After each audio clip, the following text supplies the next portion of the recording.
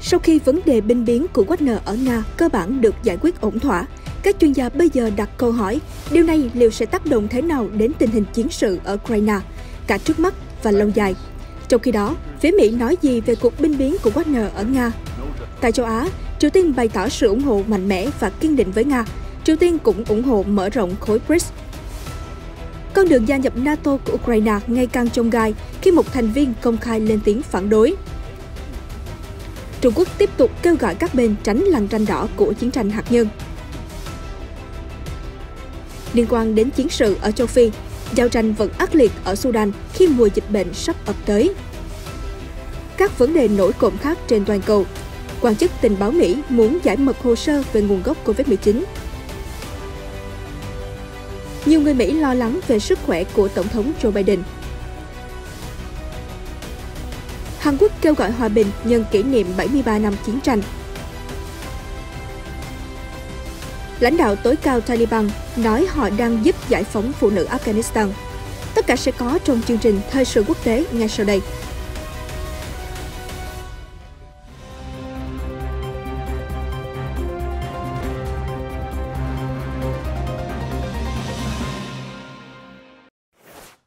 Chào mừng quý vị đến với chương trình Thời sự quốc tế hôm nay. Sau đây là những thông tin chi tiết. Một tháng trước, nhóm Wagner của ông Yevgeny Prigozhin đã chinh phục được thành phố Bakhmut sau trận chiến kéo dài gần một năm. Họ tiến về phía trước vài chục mét mỗi ngày.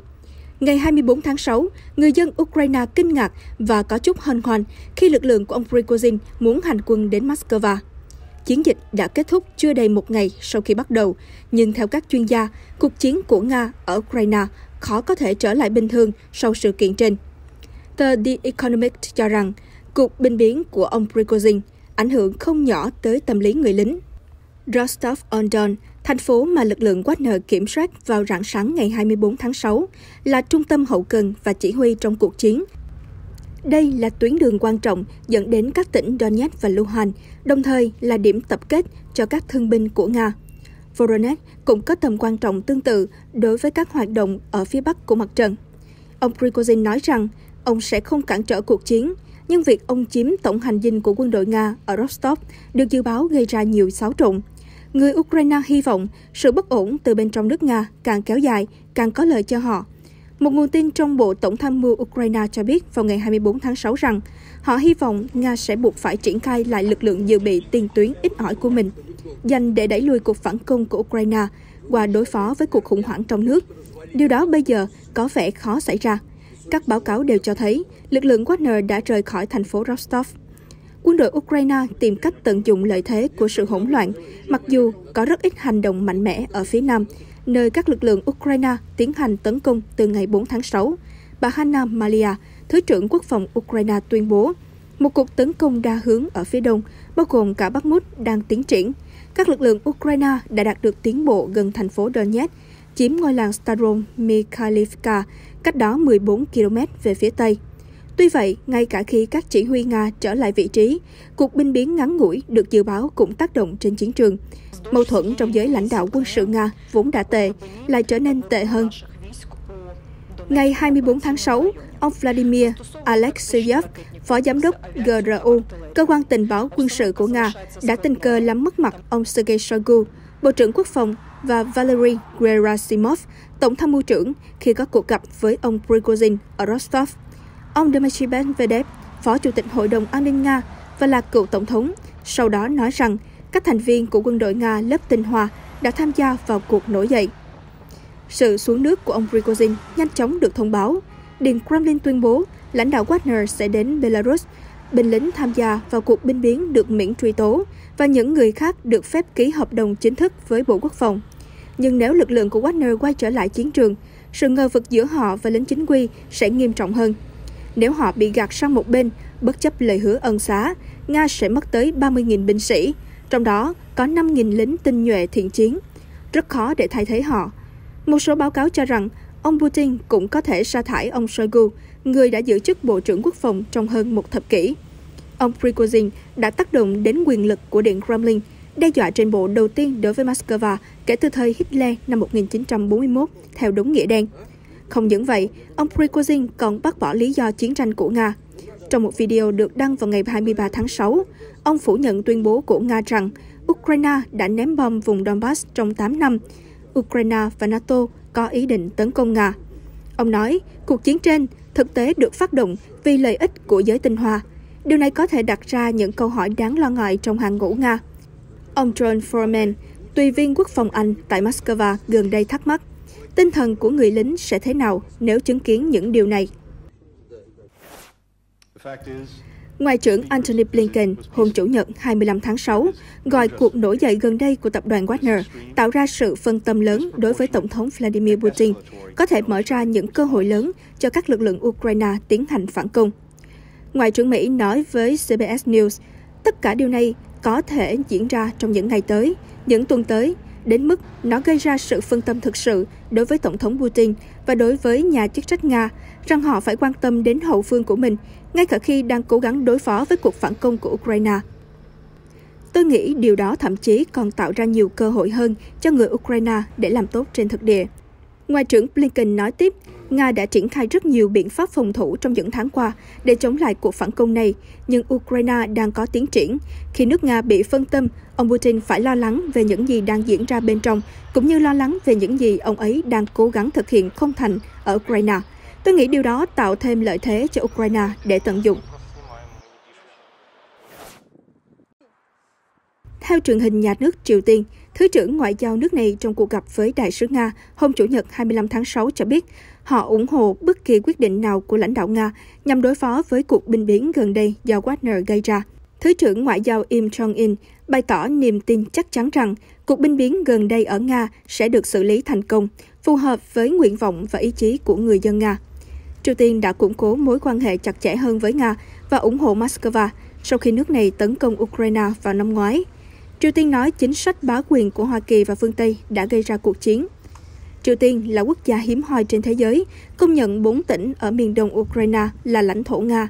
Động thái khiến Ukraine cắt đứt quan hệ ngoại giao và chỉ trích Bình Nhưỡng kịch liệt. Đáp lại, Triều Tiên nói Ukraine là con rối của Mỹ. Kiev đã theo chân Mỹ áp đặt các lệnh cấm vận phi pháp lên kinh tế Triều Tiên.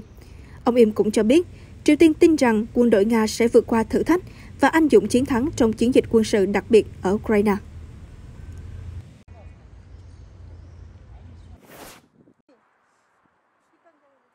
Các phương tiện truyền thông nhà nước Triều Tiên hôm Chủ nhật 25 tháng 6 tuyên bố rằng sự mở rộng khối các quốc gia BRICS có thể thách thức và cuối cùng đẩy nhanh việc chấm dứt sự thống trị của đồng đô la Mỹ.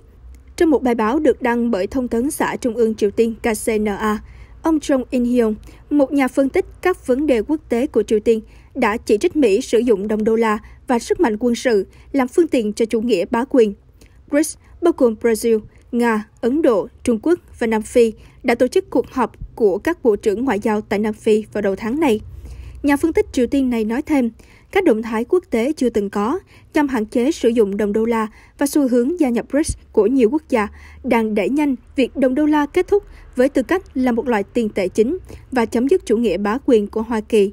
Ngày nay, Hoa Kỳ sử dụng mọi phương tiện và phương pháp để duy trì ưu thế của đồng đô la với tư cách là đồng tiền chủ chốt và không ngần ngại thực hiện các hành động trừng phạt tài chính đối với những quốc gia mà Mỹ không hài lòng. Gần đây, Triều Tiên thường xuyên chỉ trích chính sách đối ngoại của Mỹ thông qua các bài báo của KCNA do các nhà phân tích vấn đề quốc tế viết.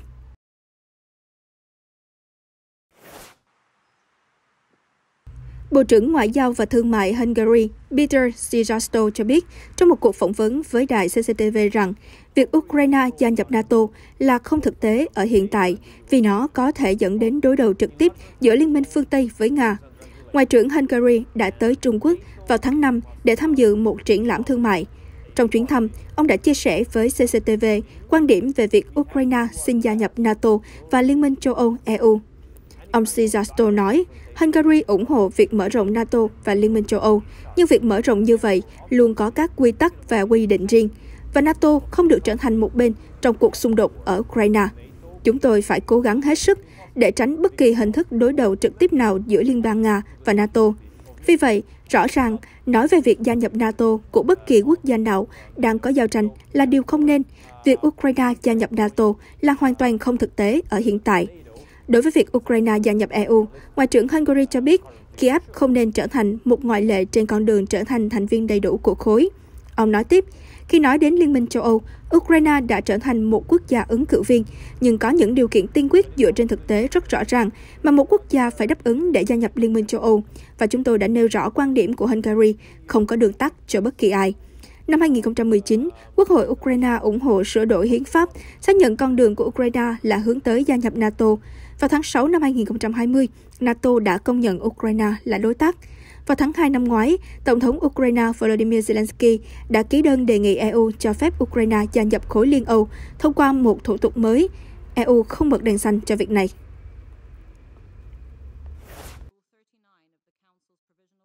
Trung Quốc ngày 23 tháng 6 kêu gọi cả hai bên trong cuộc xung đột Nga-Ukraine giữ bình tĩnh và kiềm chế, tuân thủ nghiêm ngặt các nguyên tắc then chốt về đảm bảo an ninh hạt nhân và nỗ lực hết sức để tránh những tình huống không thể đảo ngược. Đài CCTV đưa tin, phát biểu tại một cuộc họp mở của Hội đồng Bảo an Liên Hợp Quốc về cuộc khủng hoảng Ukraine, ông Cảnh Sảng, phó đại diện thường trực của Trung Quốc tại Liên Hợp Quốc cho biết, để ứng phó với cuộc khủng hoảng hiện nay ở Ukraine, Trung Quốc đã nhấn mạnh rằng phải nỗ lực tối đa để ngăn chặn tình hình vượt khỏi tầm kiểm soát. Cho đến nay, Bắc Kinh nhận thấy xung đột ở Ukraine tiếp tục leo thang và có xu hướng mở rộng ngày càng rõ rệt, kèm theo đó là sự bất ổn gia tăng đáng kể. Trung Quốc hy vọng cả hai bên trong cuộc xung đột sẽ giữ bình tĩnh và kiềm chế, đồng thời cộng đồng quốc tế cần tránh làm trầm trọng thêm căng thẳng, đặc biệt là phải tuân thủ nghiêm ngặt các điểm mấu chốt của đảm bảo an ninh hạt nhân, tránh xa lằn ranh đỏ gây chiến tranh hạt nhân, đồng thời thực hiện mọi nỗ lực để tránh những tình huống không thể đảo ngược. Ông Cảnh Sảng cho biết, chúng tôi kêu gọi tất cả các bên hợp tác để giảm tác động tiêu cực của cuộc khủng hoảng, duy trì sự ổn định của chuỗi cung ứng và công nghiệp toàn cầu. Chúng tôi kêu gọi các nước liên quan ngay lập tức hủy bỏ lệnh trừng phạt đơn phương. Bên cạnh đó, sáng kiến xuất khẩu ngũ cốc Ukraine từ Biển Đen nên được thực hiện một cách cân bằng và hiệu quả. Bản ghi nhớ đã ký giữa Liên Hợp Quốc và Moscow về xuất khẩu nông sản phân bón của Nga cần được thực hiện nghiêm túc. Ông cũng cho biết Trung Quốc sẽ làm hết sức mình để thúc đẩy đối thoại và đàm phán. Trung Quốc hy vọng các quốc gia yêu chuộng hòa bình trên thế giới sẽ nêu lên tiếng nói hợp lý của mình để thúc đẩy các cuộc đàm phán hòa bình. Nhà ngoại giao Trung Quốc nhấn mạnh, dù khó khăn đến đâu, cánh cửa của biện pháp chính trị cho vấn đề Ukraine cũng không thể đóng lại. Các bên liên quan phải được thúc đẩy để tăng cường liên lạc, tạo sự đồng thuận và hình thành sự đồng thuận lớn nhất có thể, để dần tích lũy và tạo điều kiện cho việc giải quyết cuộc khủng hoảng. Chuyển sang các tin tức khác. Theo CCTV, cuộc xung đột tàn khốc ở Sudan tiếp tục bùng nổ vào cuối tuần này, làm dấy lên lo ngại về căng thẳng không ngừng leo thang. Giao tranh vẫn dai dẳng ở thủ đô Khartoum và các thành phố lân cận giữa hai bên gồm quân đội Sudan và lực lượng hỗ trợ nhanh RSF. Các cuộc không kích đã tiến hành nhắm vào nhiều căn cứ quân sự trong ngày 23 tháng 6. Hai bên cũng sử dụng pháo hạng nặng, máy bay không người lái và các vũ khí khác để tấn công nhau ở Khartoum và các vùng lân cận gồm Khartoum Bắc và Omdurman. Xung đột ở khu vực Darfur, phía Tây Sudan cũng gia tăng. Tại Al-Fashir, thành phố thủ phủ của Bắc Darfur, giao tranh vẫn tiếp diễn trong nhiều ngày khi hai phe lần lượt kiểm soát phía đông và phía tây thành phố, đồng thời đụng độ tại các khu dân cư khiến 100 người dân thiệt mạng. Đài CCTV trích các báo cáo của giới chức địa phương cho hay. Cả hai bên đều cáo buộc nhau lợi dụng lệnh ngừng bắn để triển khai lại các lực lượng quân sự và lập tức khai hỏa khi thời gian đình chiến khép lại vào ngày 21 tháng 6. Khi mùa mưa đến gần ở Sudan, Tổ chức Y tế Thế giới và các bác sĩ Sudan đều cảnh báo nhiều vùng của đất nước này có nguy cơ bùng phát hàng loạt dịch bệnh nguy hiểm như sởi, sốt rét và sốt xuất huyết. Tình hình nhân đạo ngày càng nghiêm trọng, trong khi viễn cảnh hòa bình vẫn mong manh. Chủ tịch Ủy ban Tình báo Hạ viện Mỹ Mike Turner mới đây kêu gọi Văn phòng Giám đốc Tình báo Quốc gia ODNI giải mật tất cả dữ liệu liên quan tới cuộc điều tra về nguồn gốc COVID-19, coi một báo cáo gần đây được công bố bởi cơ quan này là không đầy đủ. Vào ngày 23 tháng 6, ODNI công bố một báo cáo tóm tắt về nguồn gốc COVID-19. Họ kết luận rằng, mặc dù một số chuyên gia tại phòng thí nghiệm Vũ Hán bị ốm vào năm 2019 với triệu chứng giống với COVID-19, nhưng các triệu chứng đó không nhất thiết phải là dấu hiệu của COVID-19. Trong một cuộc phỏng vấn với CBS News, ông Turner đã chỉ trích báo cáo tóm tắt này. Thay vì giải mật hoàn toàn, nó lại đưa ra cái nhìn suy đoán. Điều này có nguy cơ tạo ra một cuộc xung đột tiềm tàng với Quốc hội. Ông Turner nói tiếp, những gì họ làm về cơ bản dựa vào những gì họ tin tưởng liên quan đến thông tin tình báo mà họ đã xem xét. Chúng tôi đã yêu cầu mở bức màn và tiết lộ mọi thông tin tình báo. Nếu không, chắc chắn điều này sẽ tạo ra một trận chiến giữa Quốc hội và Giám đốc Tình báo Quốc gia để đảm bảo rằng một dự luật trước đó đã được cả Thượng viện và Hạ viện nhất trí thông qua và được Tổng thống ký, được tuân thủ, mà công chúng Mỹ cũng nhận được câu trả lời xứng đáng. Khi được hỏi về một phụ lục được phân loại của báo cáo, ông Turner cho biết sự tồn tại của phụ lục này mâu thuẫn với bản chất của dự luật vốn yêu cầu thông tin như thế này phải được giải mật. Ông nói tiếp, thực ra chúng tôi vừa nhận được thứ này vào cuối ngày thứ Sáu, vì vậy tôi không có quyền truy cập vào nó, nhưng ngay cả việc công bố một phụ lục mật cũng đi ngược lại những gì luật quy định. Luật quy định là giải mật, chứ không phải cung cấp cho chúng tôi thông tin mật. Ý tôi là, Ủy ban của tôi đã xem một lượng đáng kể thông tin tình báo này. Cung cấp thêm thông tin tình báo cho Ủy ban không mang lại sự giải thích cho công chúng Mỹ. Đó là nội dung của luật liên quan đến việc phải giải mật. Trong phần tóm tắt của báo cáo, ODNI cho biết, phụ lục được phân loại là cần thiết để bảo vệ các nguồn tin. Theo một cuộc khảo sát ở Mỹ mới đây, 60% số người được hỏi cho biết họ lo ngại về việc ông Biden tái đắc cử để phục vụ thêm 4 năm nữa trong Nhà Trắng. Trong đó có 46% cho biết họ lo ngại về sức khỏe thể chất lẫn tinh thần của đương nhiệm tổng thống. 58% trả lời theo cách tương tự cho ông Trump. Cuộc thăm dò được thực hiện sau khi ông Trump bị Bộ Tư pháp Mỹ truy tố về cáo buộc liên quan đến việc xử lý tài liệu mật. Cuộc khảo sát cũng cho thấy ông Trump đang dẫn trước các đối thủ của mình trong cuộc bầu cử sơ bộ đảng Cộng hòa năm 2024. Cuộc thăm dò cũng cho thấy gần một nửa số đảng viên Cộng hòa muốn ông Trump tiếp tục là lãnh đạo đảng của họ. Cuộc thăm dò được tiến hành từ ngày 16 đến ngày 20 tháng 6 với 1.000 cử tri và có sai số 3,1%.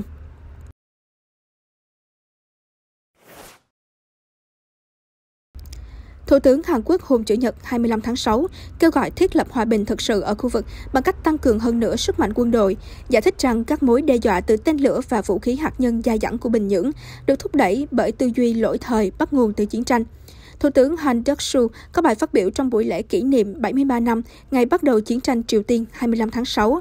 Chiến tranh Triều Tiên bắt đầu cách đây 73 năm vào năm 1950 khi Triều Tiên phát động một cuộc tiến công vũ trang bất ngờ vào Hàn Quốc với mục tiêu thống nhất bán đảo dưới sự lãnh đạo của miền Bắc. Ông Han nói tiếp trong buổi lễ ở Seoul. Cho đến ngày nay, Triều Tiên vẫn chưa thức tỉnh khỏi ảo tưởng. Họ tiếp tục làm xói mòn hòa bình và ổn định ở bán đảo Triều Tiên lẫn cộng đồng quốc tế thông qua các vụ phóng tên lửa liên tiếp và đe dọa tiến hành thử hạt nhân.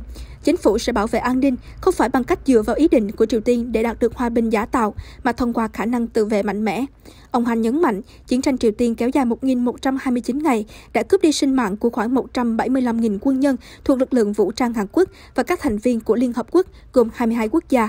Hàng triệu người, đàn ông, phụ nữ và trẻ em đã thiệt mạng hoặc bị thương một cách bi thảm, trong khi hàng chục triệu người phải chịu đựng nỗi thống khổ của sự chia ly.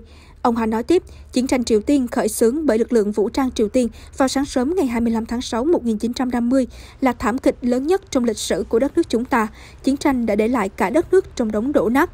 Thủ tướng Hàn Quốc cho rằng nền tảng quan trọng của an ninh quốc gia nằm ở việc hợp tác với các quốc gia duy trì những giá trị chung phổ quát, ví dụ dân chủ tự do. Ông Han giải thích, chuyến thăm Hoa Kỳ của Tổng thống Yoon suk yeol vào tháng 4 là cơ hội để nâng cao Liên minh Hàn Quốc-Hoa Kỳ được thành lập cách đây 70 năm, thành lập một liên minh an ninh dựa trên hạt nhân. Hơn nữa, mối quan hệ căng thẳng giữa Hàn Quốc và Nhật Bản cũng đang tiến tới hợp tác, do đó, hợp tác an ninh giữa Hàn Quốc, Mỹ và Nhật Bản sẽ được tăng cường hơn nữa. Ông Han nhấn mạnh, bảo vệ Hàn Quốc với sự hợp tác của những quốc gia có cùng chí hướng là biểu hiện thực sự của lòng biết ơn đối với các cựu chiến binh Hàn Quốc và nước ngoài, những người đã quên mình cống hiến tuổi trẻ cho sự nghiệp tự do. Hòa bình và thịnh vượng mà Hàn Quốc có ngày hôm nay là kết quả của sự hy sinh từ những anh hùng trẻ tuổi đã đổ máu, mồ hôi và nước mắt trên chiến trường. Sự kiện kỷ niệm được truyền hình trực tiếp tại Seoul có sự tham gia của khoảng 1.500 người, bao gồm các cựu chiến binh chiến tranh Triều Tiên mặc đồng phục màu trắng do chính phủ Hàn Quốc cung cấp và hậu duệ của các lực lượng Liên Hợp Quốc đã tham gia chiến tranh.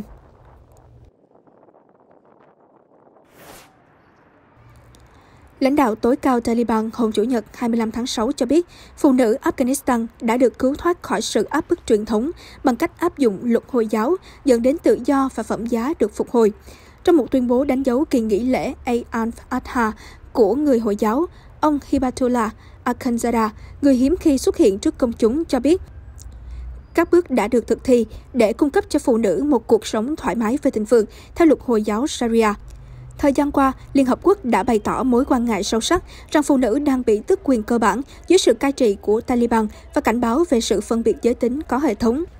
Kể từ khi trở lại nắm quyền vào tháng 8 năm 2021, Taliban đã không cho trẻ em gái và phụ nữ đi học trung học hoặc đại học, cấm họ đến công viên, phòng tập thể dục và nhà tắm công cộng, đồng thời ra lệnh cho họ che đậy toàn thân khi rời khỏi nhà. Phụ nữ cũng bị cấm làm việc cho Liên Hợp Quốc hoặc các tổ chức phi chính phủ, trong khi hầu hết nữ nhân viên chính phủ đã bị sa thải hoặc được trả tiền để ở nhà. Tuy nhiên, ông Akhundzada cho biết các bước cần thiết để cải thiện đời sống phụ nữ với tư cách là một nửa của xã hội. Ông nói, chúng tôi có nghĩa vụ giúp đỡ phụ nữ đảm bảo cuộc sống hôn nhân, quyền thừa kế và các quyền khác. Ông Akhundzada thông tin, một nghị định gồm 6 điểm được ban hành vào tháng 12 năm 2021 đã đảm bảo quyền của phụ nữ. Báo cáo đặc biệt về Afghanistan của Liên Hợp Quốc cho biết, hoàn cảnh của phụ nữ và trẻ em gái ở nước này là một trong những nơi tồi tệ nhất trên thế giới. Sự phân biệt đối xử nghiêm trọng, có hệ thống và được thể chế hóa đối với phụ nữ và trẻ em gái là trung tâm của hệ tư tưởng và quy tắc của Taliban. Điều này cũng làm nảy sinh mối lo ngại rằng sự phân biệt giới tính sẽ ngày càng tồi tệ và không ai muốn sinh con gái. Mặc dù hiếm khi xuất hiện trước công chúng, ông Akhundzada vẫn thường xuyên đưa ra những tuyên bố mang tính quốc gia trước các ngày lễ quan trọng của người Hồi giáo. Chương trình thời sự quốc tế của chúng tôi đến đây là kết thúc. Chân thành cảm ơn quý vị đã quan tâm theo dõi. Xin chào tạm biệt và hẹn gặp lại quý vị trong những chương trình sau.